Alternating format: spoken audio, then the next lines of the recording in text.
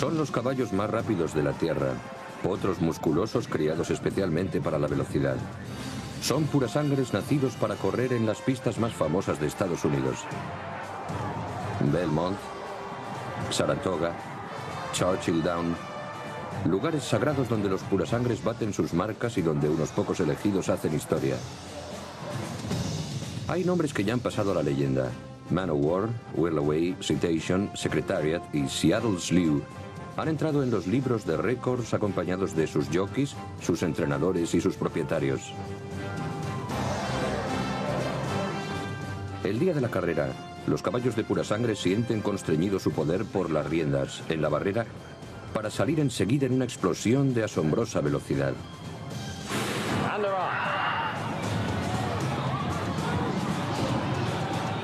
Estos campeones solo sprintan durante un par de minutos, pero su legado puede perdurar para siempre. La historia de las carreras de caballos, primera parte.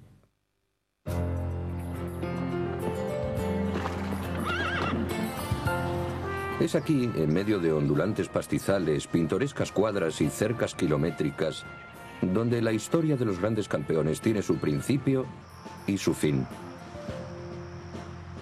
A subastas como la King Land y Fashing Tipton acuden altos personajes en jet privado o limusina para ofrecer cientos de miles, hasta millones de dólares por un caballo.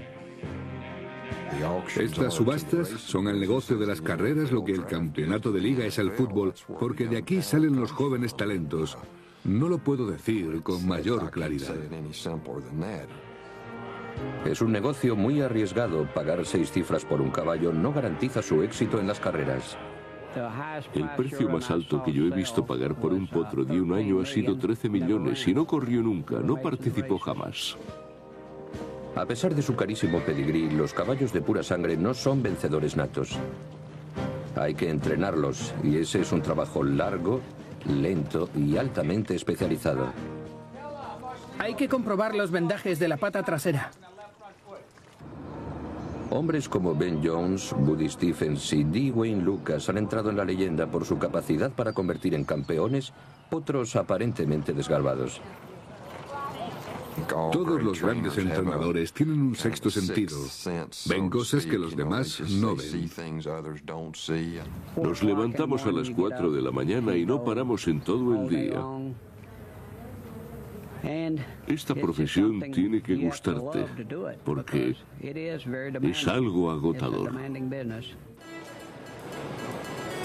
La profesión de jockey es algo más que agotadora.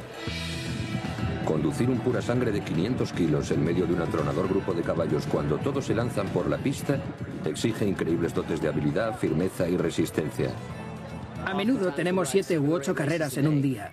He oído decir que, comparando pesos, los jockeys estamos entre los mayores atletas vivos. Para ser jockey hay que ser una persona muy fuerte. Al cabo de un día pueden hacerse media docena o más de carreras. Y luego al día siguiente otra vez. Y así 6 o 7 días a la semana.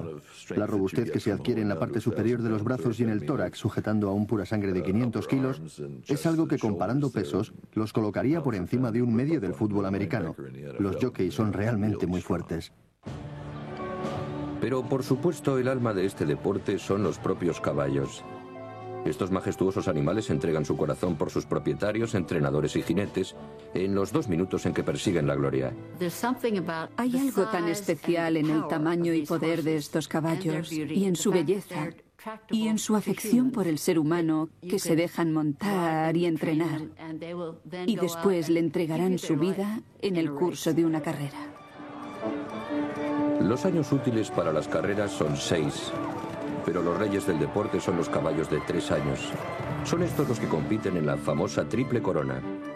Un primer puesto termina en el Derby de Kentucky, el Preakness y el Belmont en una misma temporada, constituyendo una agotadora serie de carreras en pos del premio más escurridizo de este deporte. En 126 años solo lo han conseguido 11 caballos. La Triple Corona no fue un acontecimiento planificado ni organizado, sino que surgió por casualidad. Al parecer, el primer ganador fue Sir Barton en 1919, que ganó las 3 carreras. Pero luego nadie más lo consiguió hasta 1930. Algunos dicen que Charlie Hatton en la Racing Forum. Pero a alguien se le ocurrió acuñar el nombre de esta serie de 3 carreras y fue realmente una idea genial. Ha habido caballos fantásticos que han participado en el Kentucky Derby, en el Preakness y en el Belmont, pero solo 11 han podido ganar las 3 carreras. Un logro extraordinario. Sigamos las huellas dejadas por los cascos de los mejores caballos de carreras y conoceremos la historia de los purasangres. Es una historia que se remonta a 300 años atrás y comienza como la de un espadachín de fama tipo Hollywood. A finales del siglo XVII, cuando las fuerzas inglesas vencieron a los turcos en la batalla de Buda, el coronel Robert Burley decidió añadir un valioso semental a su recién adquirido botín y lo embarcó con destino a Inglaterra. Este caballo, conocido ahora como el turco Burley, fue el iniciador de la línea de caballos pura sangre, junto con otros 2 corceles árabes, el Godolphin Arabian y el Darley Arabian. Todos los purasangres que han participado o participan en carreras de caballos son descendientes de uno de esos 3 corceles árabes. Un purasangre, en su expresión más simple, es un caballo cuyo linaje básicamente se remonta a 300 años atrás y que está registrado en el Stud Book del Jockey Club de Inglaterra. Los purasangres se originaron de la progenie de 3 sementales árabes: el Godolphin Arab, el Darley Arabian y el Bayerly Turk. Proceden de una línea de animales muy energéticos, con un gran corazón y enorme capacidad para correr a grandes velocidades. Las carreras con caballos pura sangre se hicieron inmensamente populares en Inglaterra, extendiéndose también a las colonias americanas. En 1734, 40 años antes de la Revolución Americana, colonos británicos organizaron la primera carrera del mundo en Charleston Neck, Carolina del Sur. El estilo de vida del sur era mayormente rural, lo que llevó a desarrollar una actividad como las carreras de caballos antes que en el noreste. En el sur había más granjas y el poseer caballos de pura sangre suponía que sus propietarios eran gente adinerada. Estas personas poseedoras de grandes granjas y plantaciones en el sur eran las que podían adquirir caballos de carreras de gran calidad. Desde Charleston, este deporte se extendió rápidamente por todo el sur y contó con gran número de seguidores hasta el estallido de la Guerra Civil. Cuando cayó la Confederación, lo hicieron también miles de purasangres que fueron utilizados por la caballería rebelde. La organización sureña de las carreras de caballos pasó a ser una baja más, víctima de la Guerra de Secesión. Su posible supervivencia dependía de abandonar el revuelto sur en favor de tierras norteñas. Y sobrevivió.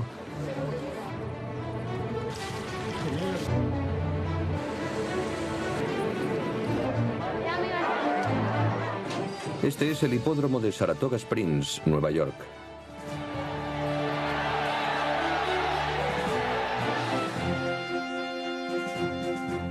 En agosto de 1864, el naviero y magnate Cornelius Commodore Vanderbilt inauguró la pista en la residencia veraniega de los ociosos millonarios americanos. El magnífico hipódromo tenía una tribuna de 75 metros y las más modernas cuadras, todo ello con gran pompa y boato. El éxito no se hizo esperar. Estaba muy cerca de todos los hoteles de fama, como el United State y el Gran Unión. La gente no tenía más que cruzar la calle o bajar por el parque. Los ricos y poderosos bajaban por miles desde las plazas y las grandes terrazas de los hoteles de Broadway para dejarse llevar en coche hacia la primera instalación moderna para carreras de caballos de América, Saratoga. Un recinto muy bonito y acorde con los últimos avances de la ingeniería, con magníficas pistas y reconocido como el mejor recinto deportivo del país. Sin embargo, el resto de la nación sentía mucho menos interés por el deporte de los reyes. Pero eso solo duró hasta que entró en escena un potro alazán llamado Manowar a principios del siglo XX. Nacido en una granja de Kentucky en 1917, Este potro color castaño debía su buena planta y desenfrenada potencia a una pareja de caballos de carrera retirados, propiedad de August Belmont II. Tanto él como sus caballos habían pasado más de algún verano en el circuito de vencedores de Saratoga. Como miembro de la aristocracia de las carreras de Belmont, August conocía el arte de la crianza de la línea de los purasangres. Pero con la entrada de Estados Unidos en la Primera Guerra Mundial, Belmont pasó de entrenar caballos para carreras a entrenarlos para el ejército de Estados Unidos, poniendo luego a la venta 21 corceles de estas características. La esposa de Belmont lo llamó My Man of War, mi hombre en la guerra, pero el subastador quitó el mi y vendió el caballo a Sam Riddle de Pensilvania. Riddle quiso prepararlo para correr, pero primero tendría que domar a la noble bestia. Man of War odiaba ser domado, gritaba de rabia y se rebelaba como podía contra la doma.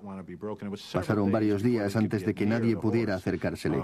Después, dándose cuenta de que no podría ganar, ya que era muy inteligente, según Riddle, el caballo se rindió. Pero Riddle también decía que cada vez que una carrera daba comienzo, se le notaba que no había olvidado la doma y que nunca se lo perdonó a Riddle y a sus hombres. Man of War empezó a correr a los 2 años de edad en la primavera de 1919.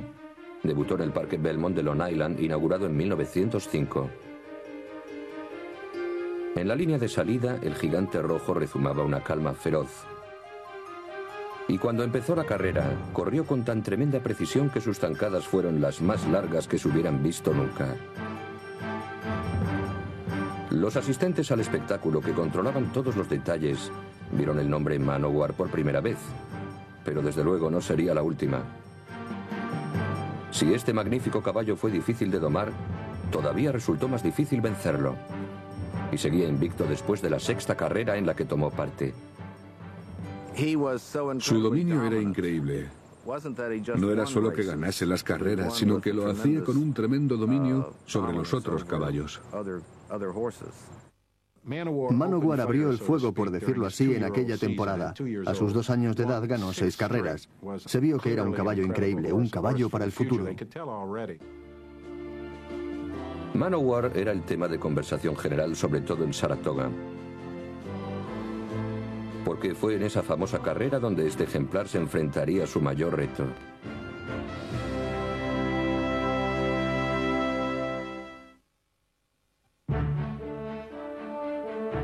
Fue un acontecimiento tan importante como ver jugar a los Babe Ruth en el Yankee Stadium.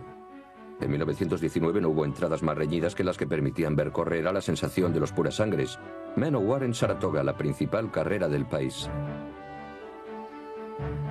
Había venido a correr en el Saratoga Sanford Memorial Stakes y 30.000 espectadores se habían congregado para asistir al espectáculo. Hoy en día las puertas de salida forman parte de una estructura fija, pero a principios del siglo XX, la mayoría de las carreras, incluyendo Saratoga, no contaban con esas puertas, sino que los caballos eran alineados detrás de una cinta que se levantaba para dar comienzo a la carrera. Cuando quitaron la barrera, Man of War estaba de espaldas y parecía no tener ninguna posibilidad mientras los demás caballos salían al galope. Pero poco después se desquitó. Aprovechando la recta, este extraordinario caballo sobrepasó a sus competidores uno tras otro. En los últimos 30 metros estaba justo a 3/4 de cuerpo del caballo de cabeza perteneciente a Harry Payne Whitney. Y cuando llegaron juntos a la meta, no se sabía quién había ganado. Resultó que Man of War perdió por una nariz. Irónicamente, el purasangre ganador se llamaba Enfadado. Pero una pérdida tan apretada no influyó en el ritmo de Man of War, sino que este campeón siguió imponiéndose competición tras competición. Ganó el premio de Belmont por 20 cuerpos. En otra carrera ganó por la increíble diferencia de 100 cuerpos. Venció a caballos de más edad, a otros más jóvenes y a campeones de otras carreras. Con independencia de la competición o de las condiciones de la pista, siempre llegaba en cabeza. En 21 carreras solo sufrió una derrota. Batió una serie de récords americanos y mundiales, y algunos se mantuvieron durante muchísimos años. La creciente popularidad de la radio llevó a todo el país los sorprendentes éxitos de Manowar. Gentes de todas las capas sociales se emocionaban con las hazañas de este campeón de pura sangre. Manowar se convirtió en un héroe nacional del deporte. Fue una época dorada del deporte en Estados Unidos. Fueron los años de Jack Dempsey y Ty Cobb en béisbol y de Knute Rockne en fútbol americano. Un periodo maravilloso para el deporte. Solo faltaba un héroe equino, y ahí estaba. En 1921, Sam Riddle retiró a Manowar de las carreras para dedicarlo a semental. Si bien el público no le veía físicamente por estar en los pastizales, Manowar seguía en el candelero. En una granja cerca de Lexington, Kentucky, engendró a 64 campeones como él. La verdad es que Manowar era mucho más que un caballo de carreras. Era un héroe nacional. La gente se desplazaba hasta Kentucky para visitarlo. Fueron miles de personas las que acudían año tras año para ver a esa leyenda viva. Y su mozo de cuadras, Will Harwood, que le cuidaba en aquel entonces, también se convirtió en una celebridad. Su definición de Manowar como el caballo máximo ha pasado al diccionario. Cuando Manowar murió a la edad de 30 años, la magnificencia normalmente reservada a los jefes de Estado acompañó su deceso. Era un héroe nacional. Su funeral fue transmitido por la radio. El ataúd llevaba los colores de la cuadra del señor Riddle. Y 9 o 10 dignatarios pronunciaron un discurso sobre la importancia de Manowar, que no solo había sido un maravilloso caballo de carreras, sino que había tenido una gran influencia como atracción turística para la ciudad de Lexington. Este corcel había acercado el deporte de los reyes al hombre de la calle, pero además ayudó a cimentar la tradición de los purasangres en Saratoga. Pero fue un escenario distinto el que ahora aparecería como pieza central de este deporte. Churchill Downs, sede del Derby de Kentucky. El Derby de Kentucky es el máximo evento en el campo de las carreras de caballos. No hay otra carrera que atraiga tanto la atención, no solo de los relacionados con este deporte, sino también del público en general. Ganar este derby es el sueño de cada propietario de caballos, entrenador y jockey. Desde 1875 se viene celebrando anualmente en Louisville, Kentucky, pero antes no gozaba del mismo predicamento. De hecho, al comenzar el siglo XX, los organizadores prácticamente lo habían dado por muerto.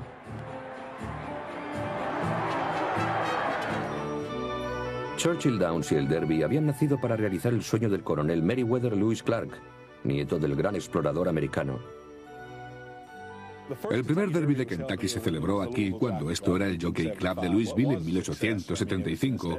Fue un auténtico éxito. Aristides se alzó con la victoria ante 10.000 personas, lo que era mucha gente para aquellos tiempos y para la capacidad de Louisville. Se puede hablar, por tanto, de un verdadero éxito. Pero cuando algo brilla demasiado, tiene poca consistencia.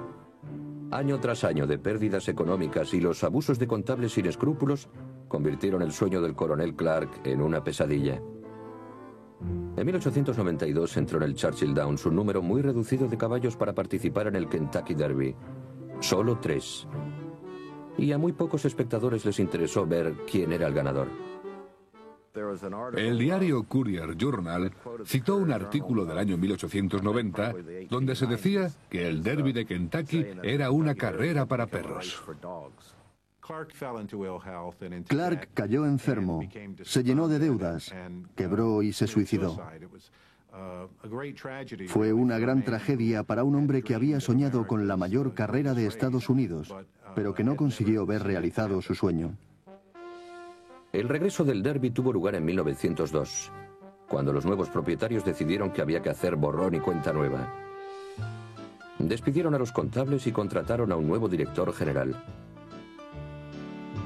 Matt Winn era su nombre, y había crecido observando el Derby desde la parte trasera del coche de su padre.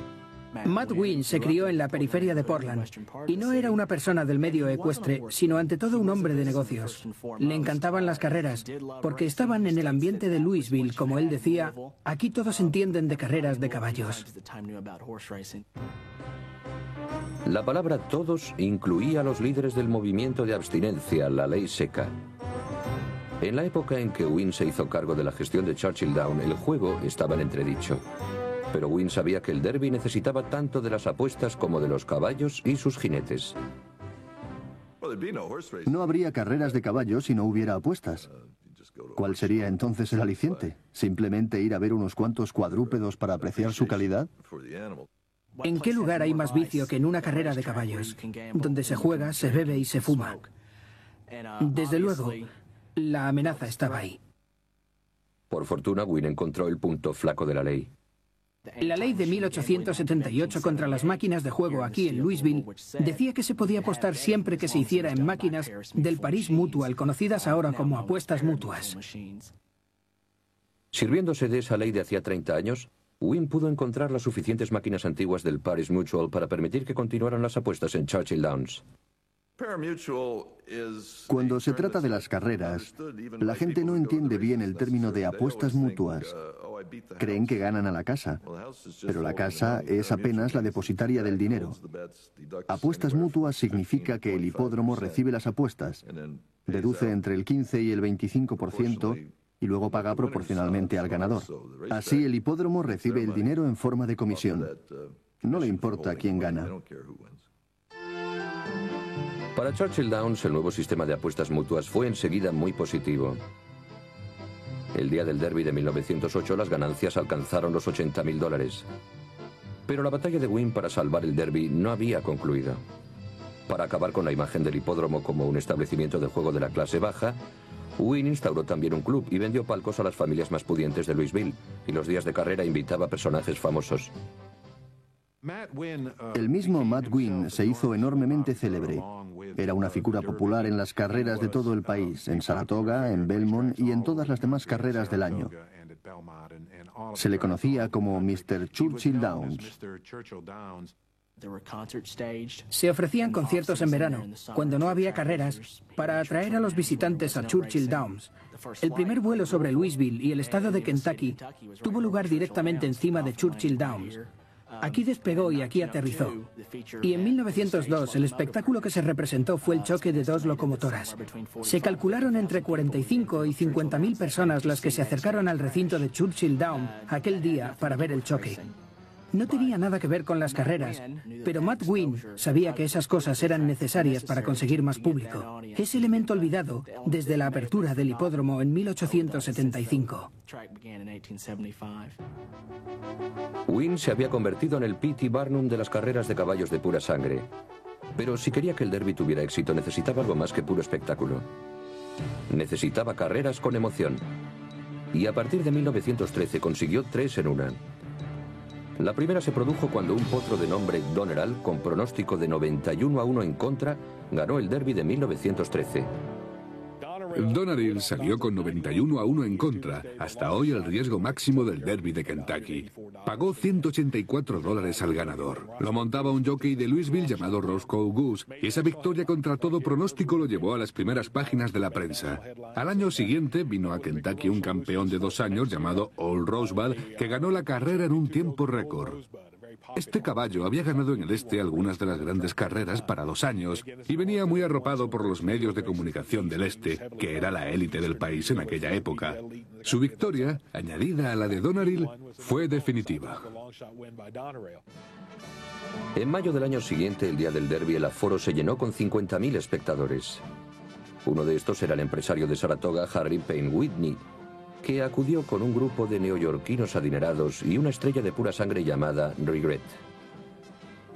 Regret ganó la carrera siendo la primera yegua en ganar el Derby de Kentucky. Regret ganó en 1915. A eso había venido precisamente Harry Payne Whitney. Era un banquero del este, un millonario de solera, todo un personaje, y proclamó feliz que su potra acababa de vencer en la carrera más importante de América. De inmediato, Matt Wynne se ocupó de que se enteraran todos los medios del este. El destino, la fortuna, o como queramos llamarlo, hizo que estas 3 carreras se alinearan, porque son ellas las que cimentaron, más que ninguna otra cosa, la popularidad del Kentucky Derby como una de las grandes competiciones de Estados Unidos. En 1920, los asistentes al derby apostaron más de $1 millón en la carrera. Hoy en día la cifra se acerca a los 100 millones. Un siglo después de que Matt Winn rebautizara el Kentucky Derby, su posición como uno de los máximos acontecimientos deportivos está asegurada. No solo las personas directamente relacionadas con la carrera, sino todos los aficionados a este deporte esperan con impaciencia la llegada del primer sábado de mayo. Más que una carrera de caballos, la semana del Derby en Louisville es un no parar, un torbellino de fiestas, de bourbon, de desfiles, de observadores. El sábado por la mañana, un gentío de más de 100.000 personas salpicado de famosos y estrellas tocadas con sombrero desciende hacia Churchill Downs. Apuran sus refrescos de menta, hacen sus apuestas y se unen en un coro conmovedor para cantar My Old Kentucky Home.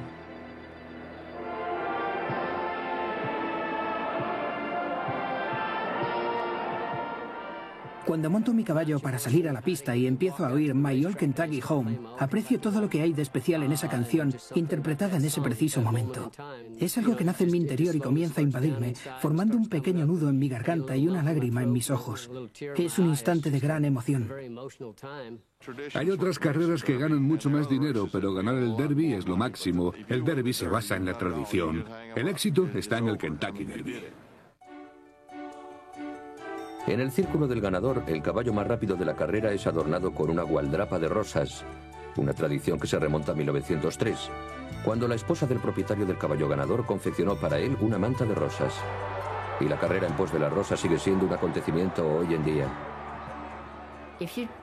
Si le dices a alguien que estás relacionado con las carreras de caballos de pura sangre, la primera pregunta es, ¿y ha ganado usted alguna vez el Derby?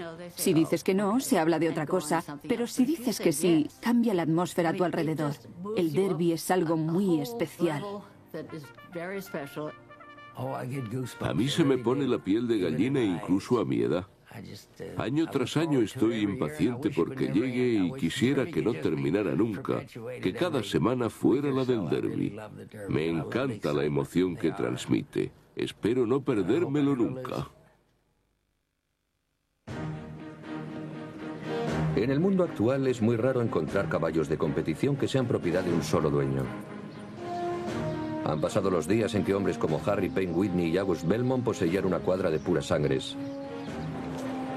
Con el desorbitado precio de los potros de un año, sin mencionar el coste del entrenamiento y de las carreras, es preferible repartir el riesgo entre varios propietarios. Si antes una persona poseía una cuadra de caballos, ahora es un caballo el que posee una cuadra de propietarios.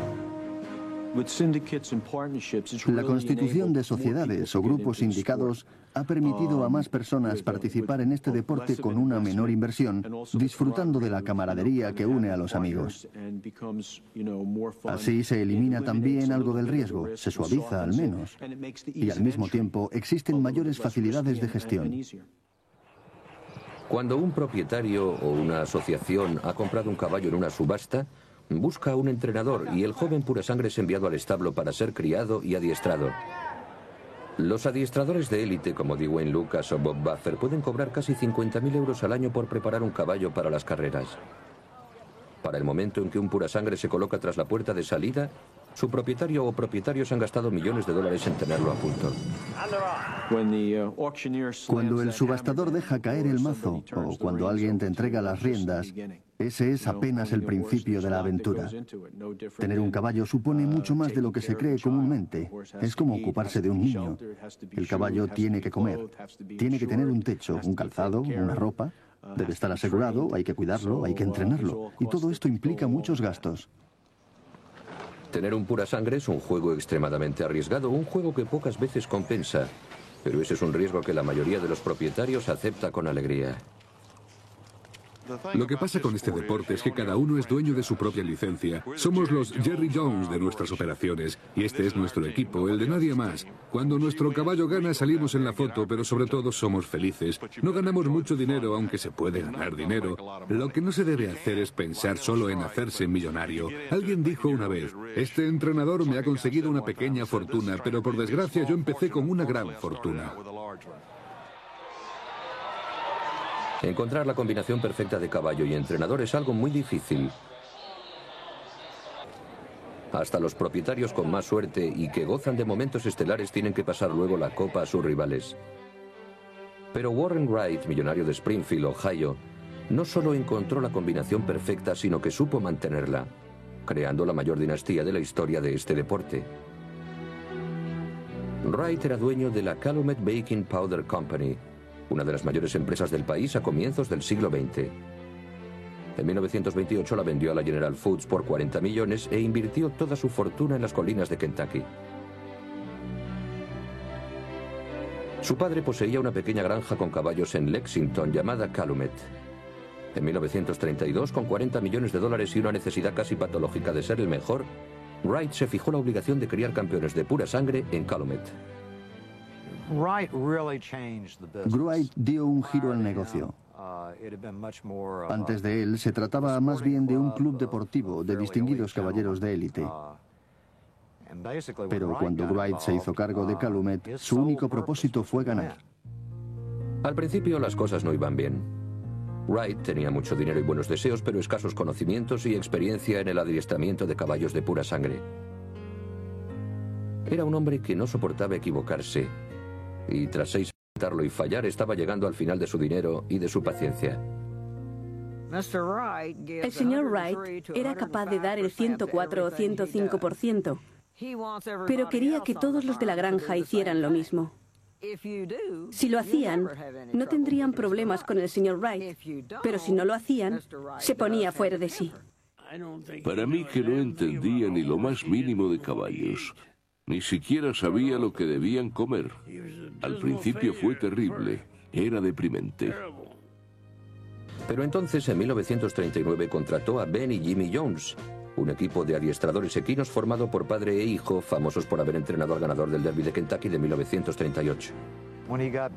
Cuando consiguió a Ben Jones, seguramente consiguió al mejor. Poder contar además con Jimmy Jones, el hijo de Ben, fue como si le hubiera tocado la lotería.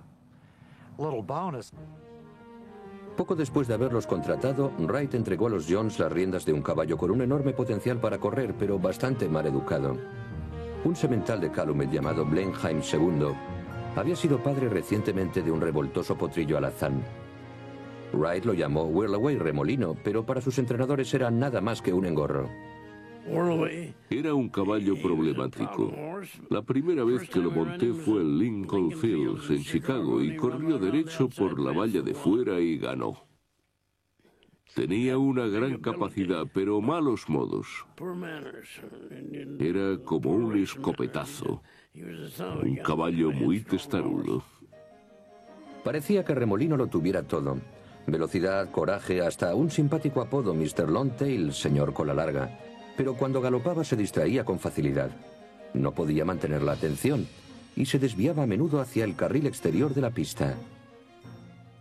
Whirlaway era un caballo interesante. Tenía la tendencia de correr con amplitud en las curvas, yéndose hacia el carril exterior. A pesar de ello, era muy efectivo en la categoría de 2 años. Pero cuando llegó el Derby, parecía que su problema no estuviera resuelto. Desesperado, Wright se dirigió a los Jones en busca de una solución. Yo de alguna forma había pensado en una anteojera de un solo lado, para que el caballo viera bien por la parte interior, pero no por la exterior. Por eso lo probamos. Y parece que eso le ayudó. Efectivamente, le quitó a Whirlaway la tapa de la anteojera del lado izquierdo. Y desde ese momento, no hubo caballo en el país que pudiera comparársele. En el Kentucky Derby de 1941, Whirlaway mantuvo el enfoque y apuntó derecho a la victoria. Ganó por 8 cuerpos, estableciendo un nuevo récord de pista. A continuación, corrió y ganó en el Preakness de Baltimore. Y en el Belmont Stakes de Long Island, convirtiéndose en el 5º ganador de la Triple Corona y el primero de Calumet.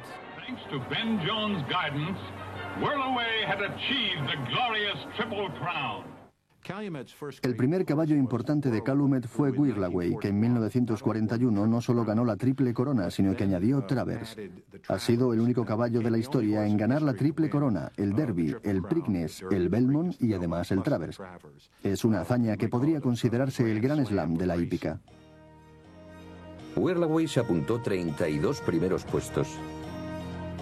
A lo largo de estas victorias colocó a Calumet Farm en el mapa de las carreras, ganando para Warren Wright más de $500,000. Se sentía feliz, se relamía, por decirlo así. Estaba encantado, y nosotros con él, por supuesto. No fue solo la anteojera la que mantuvo a Whirlaway en la pista. El jockey que lo llevó a lo más alto fue el legendario Eddie Arcaro. Creo que Eddie puso más confianza en Whirlaway que en ningún otro caballo que yo haya visto. Whirlaway era un niño travieso, pero por alguna razón, Eddie lo entendía muy bien. Arcaro había dejado de estudiar a los 13 años para trabajar en las pistas de Kentucky del Norte. Pronto se convirtió en favorito de los entrenadores de Calumet, Ben y Jimmy Jones. Yo le decía que tenía una nariz muy larga, nariz de banana. Eddie Arcaro era un chico con nariz de banana. Nosotros lo subimos al caballo y los dos juntos ganaron el derby. Eddie era jugador, bebía, le gustaban las faldas y se pasaba fuera toda la noche. No parecía que pudiera hacer nada sensato.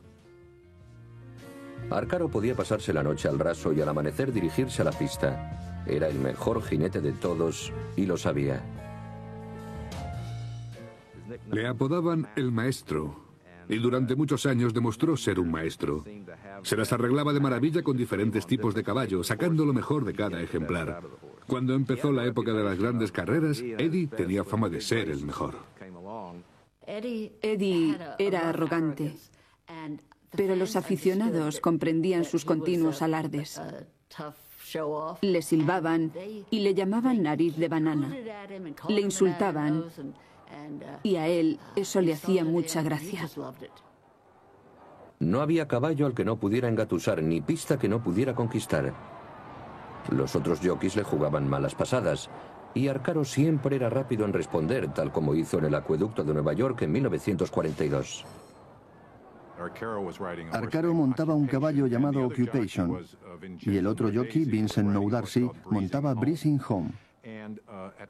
Hubo un momento en que Noudarsi le cortó y Arcaro tuvo que encabritar el caballo. Era muy joven entonces y se pasó adrede a la vía de Noudarsi. Fue suspendido por ello. Al terminar la carrera le preguntaron si quiso lastimar a Noudarsi, porque había dado esa impresión. Y Arcaro respondió: no, yo no intenté herirle. Yo quería matar a ese hijo de perra. La comisión de las carreras de pura sangre se horrorizó ante las salidas de tono de Arcaro y lo suspendió oficialmente. Lo suspendieron por las cosas que dijo. No tenía que haberlo hecho.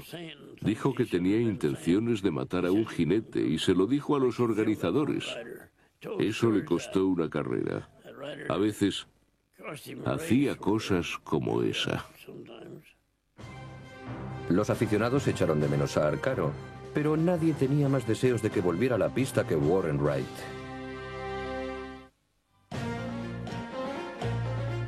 Fue un caso similar al de Joe Louis cuando lo alejaron del ring. En 1942, los aficionados a las carreras de caballos se encontraron con algo inimaginable: la suspensión del jockey estrella. El irascible Eddie Arcaro había sido enviado a las gradas por un altercado en la pista. Tanto los propietarios como los aficionados estaban deseando que Arcaro volviera y presionaron a la comisión para que permitiera su regreso. Hay que volver la vista atrás y comprender la postura de la gente y ver qué deportes eran los más populares. Echando un vistazo al New York Times de la época, vemos que eran el béisbol, las carreras de caballos y el boxeo. Y Eddie Arcaro era una de las estrellas de las carreras de pura sangre. Era tal la afición por las carreras que eran decenas de miles de personas las que llenaban los hipódromos de todo el país cada fin de semana.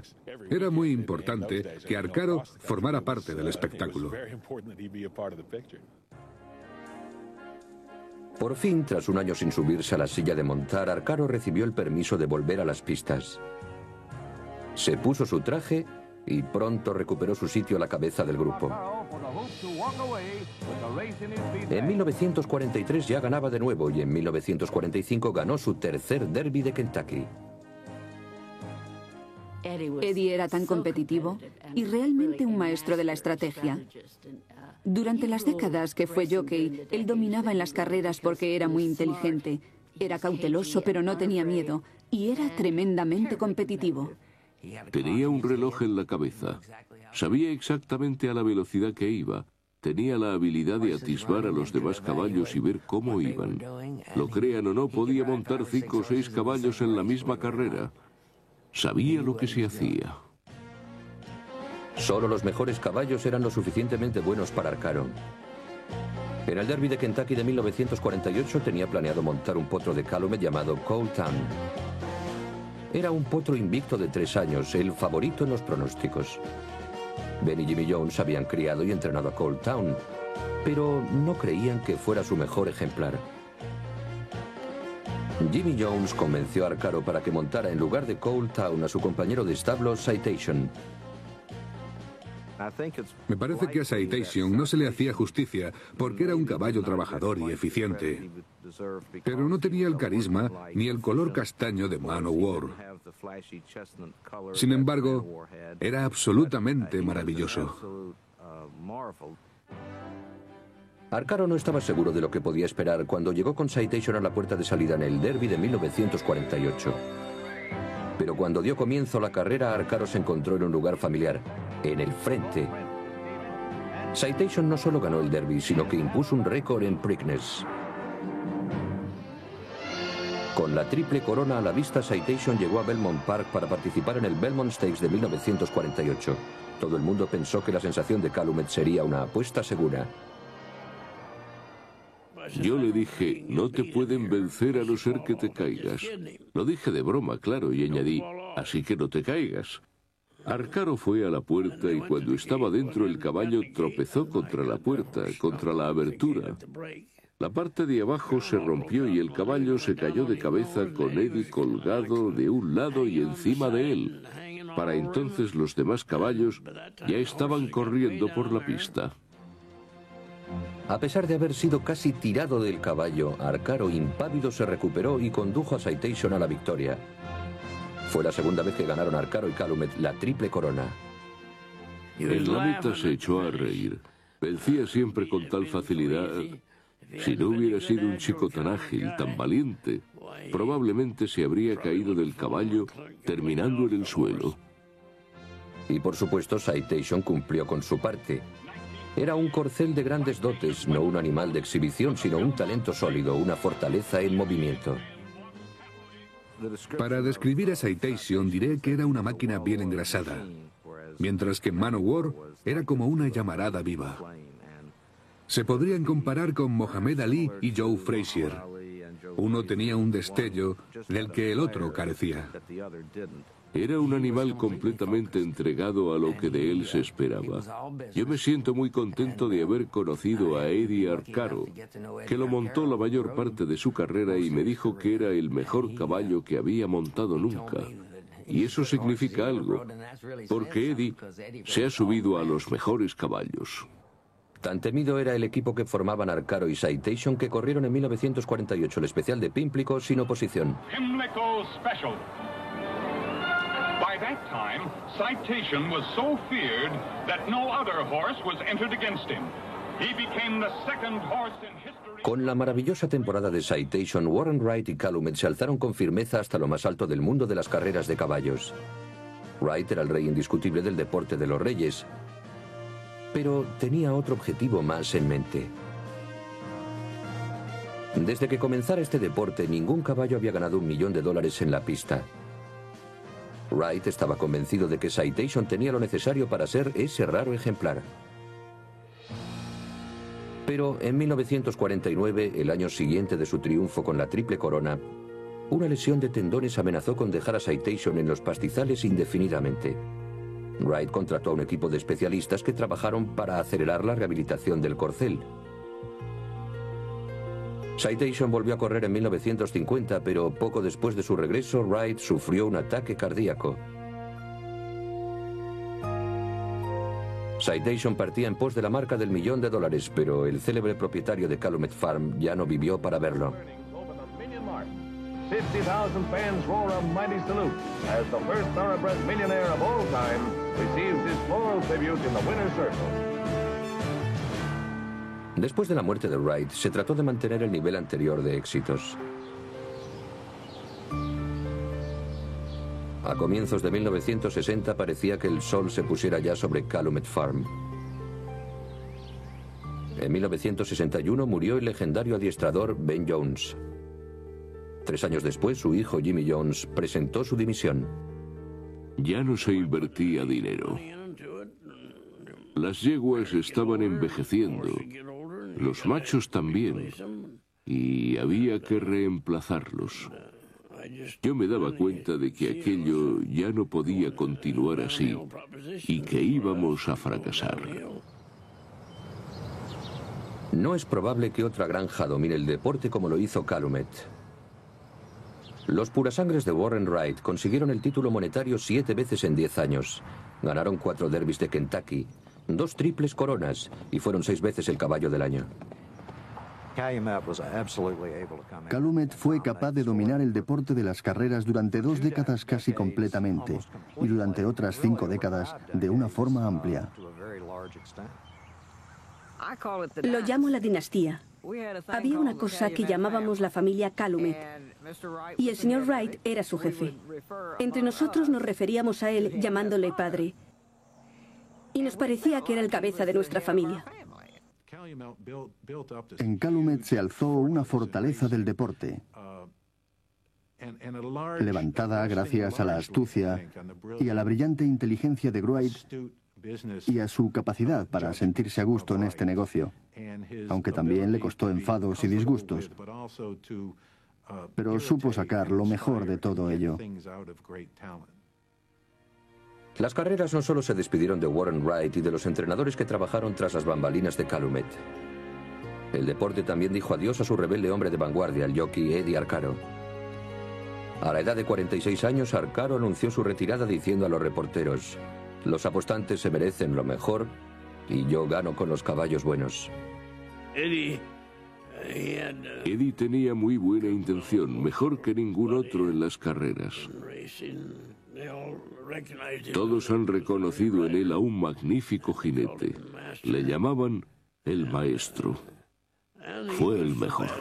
Eddie Arcaro fue el máximo jockey del siglo XX. No hay más que echar cuentas. Ganó 2 triples coronas con Whirlaway y con Citation. Ganó 5 derbis de Kentucky, 6 Belmonts, 4 Travers, 4 Hopefuls para potros de 2 años, y cuando se retiró en 1962 había ganado más de 4.700 competiciones. Una carrera extraordinaria de verdad, eso solo numéricamente hablando. La retirada de Eddie Arcaro marcó el final de algo más que el dominio de Calumet en este deporte. Marcó también el final de una rivalidad de 10 años entre Arcaro y otro jockey de un talento increíble. Su nombre era Bill Shoemaker y había vencido a Arcaro 2 veces en el Derby de Kentucky. En la actualidad se podría nombrar a 5 jockeys y decir de cada uno que está en la cima. Se podrá preferir alguno, pero todos los propietarios estarían felices de que uno de ellos montara sus caballos. En la época de Arcaro, él lo era todo, y hacia el final de su carrera se alzó Shoemaker como el único en ser pronunciado en la misma emisión de voz que Eddie. Si Arcaro era un luchador y un camorrista, Shoemaker era un atleta de talento que parecía tener una disposición natural para hacer correr a los caballos. Una vez leí un artículo que hablaba de Eddie Arcaro sobre la diferencia entre él y Sue, y decía: en mi caso yo tengo que hacer que los caballos corran, pero en el caso de Sue, ellos quieren correr con él. A lo largo de los años 60, una década que vivió la actividad de algunos de los mejores jockeys, Shoemaker dominaba el deporte de las carreras de caballos. Otros jinetes como Bill Hattack, que ganó por 5 veces el Derby de Kentucky, alcanzaron récords impresionantes. Pero Shoe era el favorito de los medios y trabajó incansablemente promocionándose a sí mismo y a las carreras de purasangres. Fue el primer superstar moderno del deporte, llegando a ganar más de $2 millones al año. Aunque nunca ganó la triple corona, sí venció 4 veces en el Derby de Kentucky, 5 veces el Belmont y 2 el Preakness. Y en cuanto a premios, ganó a todos los demás jockeys durante 10 años. Era el jinete perfecto, un gran atleta en un envoltorio muy pequeño, pero poseía gran fortaleza, equilibrio e inteligencia. Era uno de esos jinetes que ven lo que va a pasar 2 o 3 movimientos antes de que ocurra. Podía seguir el desarrollo de la carrera antes de que sucediera. Sabía lo que iba a pasar. Pero a pesar de los monumentales logros de Bill Shoemaker en los años 60, en la década siguiente las carreras de caballos se desplomaron. Desde 1948, cuando Citation ganó la Triple Corona, ningún otro caballo se alzó con esta victoria. Por desgracia para los aficionados pasaría mucho tiempo antes de que los hipódromos vieran a un nuevo héroe galopar por sus pistas.